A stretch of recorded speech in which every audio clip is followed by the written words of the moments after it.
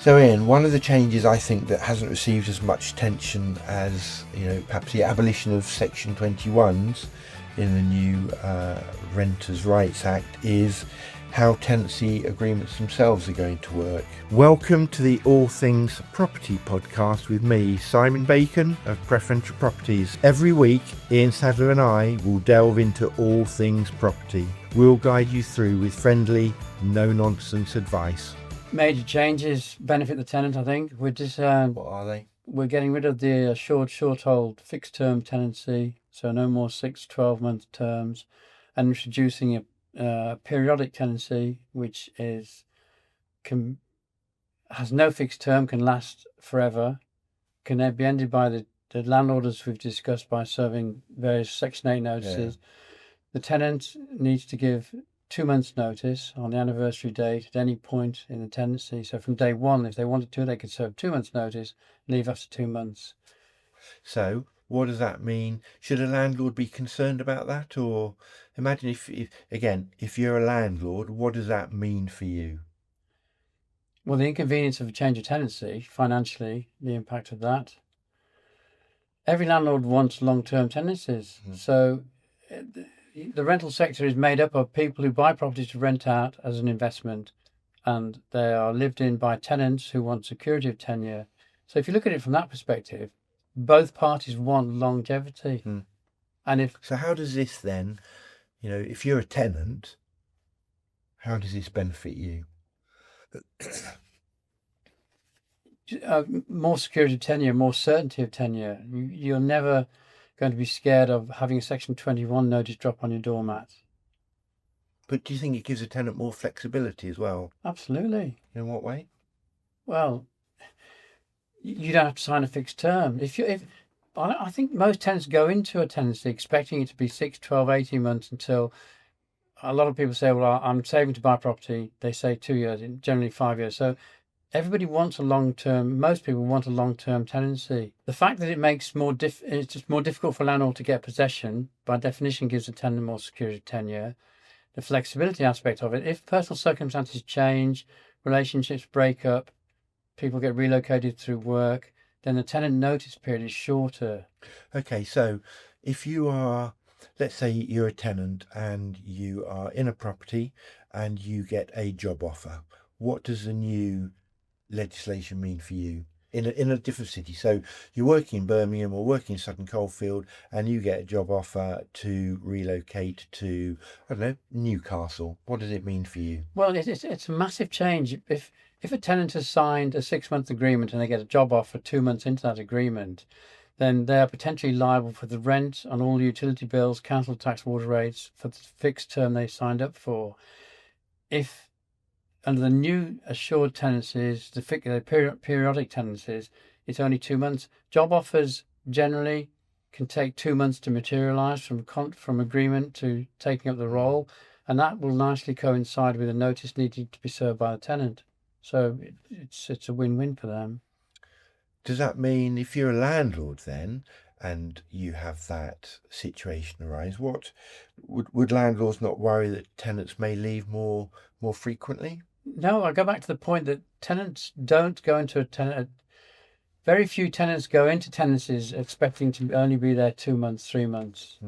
It's only if their life changes significantly, job-wise or personally wise, that they leave early. The only other reasons. They want security of tenure. I think the government possibly did a bit of research into this and canvassed opinion about what tenants were looking for, and security of tenure would have been top of the list. And do you feel then that security of tenure is only given with a fixed term tenancy? Under the current system? Yeah. No. No. How can it be? No. I agree. I think that fixed term tenancies can often be a barrier that tenants feel anxious about signing up for fixed term tenancy. So this new flexibility of just periodic tenancies means that I think tenants will feel a lot more comfortable with. 100%. I think a lot of people have been really worried, scared even, about the impact of this Renters' Right Act. And I think if you give it a year, 2 years to settle in, we're going to end up with a far better system, a fairer system for everybody, and a more manageable system as well. So if you're a landlord, should you be concerned? No, I don't think so. Why? Well, based on, again, that a tenant wants to live in a rental property for a more medium to long term, and you can't legislate for people's circumstances changing. That can happen under this system or under the new system. It's not going to change. Do you think that that's going to impact us as letting agents or let-only landlords? What's the biggest impact going to be for us, do you think? I don't think there'll be many. I think it'll settle down, and people will get used to this a lot quicker than they think they will. Uncertainty is dangerous, isn't it?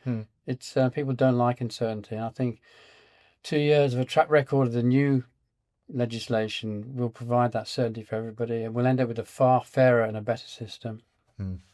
I do think there are some issues that we probably ought to just quickly focus on.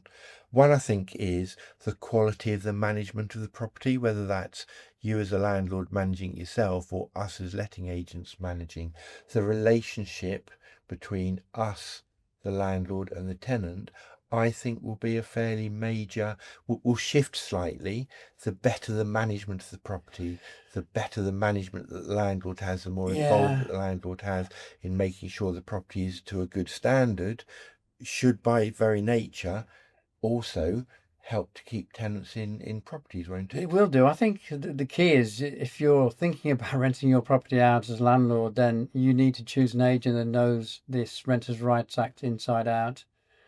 We're going to be not bombarded, but we'll have lots and lots of queries, questions from tenants and landlords over the next 6 to 12 months until this settles down.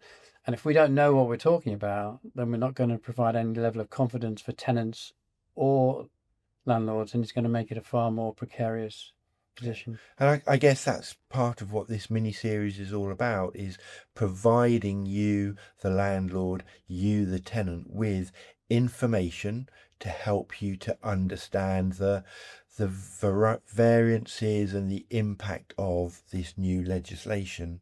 And I think, the system is going to be more about, or less about, fixed term contracts and more about ongoing tenancy management. Yeah, that's crucial. Smooth. We need a smooth transition. It's not going to be smooth, but the smoother you can make it, the better. Do you think there's enough information out there at the moment? I think there's loads of information. I think people just don't look at it. Yeah. You can ask. I just have no idea. The bury your head in the sand mentality. I've spoken to a few tenants in the past 2 or 3 months, and are you aware of the Renters' Rights Act? No. What's that all about? So this been championed by the government, both governments, both parties, and it's not as, it's been publicised, but it's not been understood, or they've not sought understanding of it. Landlords probably more so, but tenants, I'm sure they must care, but they don't care enough to root out the information and how it might affect them. No, I agree. So just to close this particular episode out, I think what both Ian and I do recognise is, there is so much uncertainty out there. And if you're a landlord or a tenant and need information or want to understand how any of these changes affect you, then please do feel free to give us a call and maybe even listen to our next episode. Thanks for tuning in to this week's episode of the All Things Property podcast. If you found this episode useful, don't forget to subscribe, like and share. These things really help us reach the people who need to hear this advice. See you next week.